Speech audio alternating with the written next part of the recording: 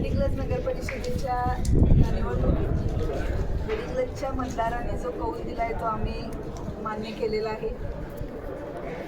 प्रभाग क्रमांक 5च्या आणि ज्या प्रभागात महायुतीचे उमेदवार निवडून आले त्या मतदारांचे मी मनापासून आभार मानते आणि ज्यांच्या हातात गडिंग्लजची सत्ता आज मतदारांनी दिले त्या सर्व विजयी उमेदवारांचंही मनापासून अभिनंदन. गडिंग्लजच्या नागरिकांच्या अपेक्षा त्यांनी पूर्ण कराव्यात यासाठी माझ्याकडून त्यांना मनापासून शुभेच्छा आहे. आणि त्याचबरोबर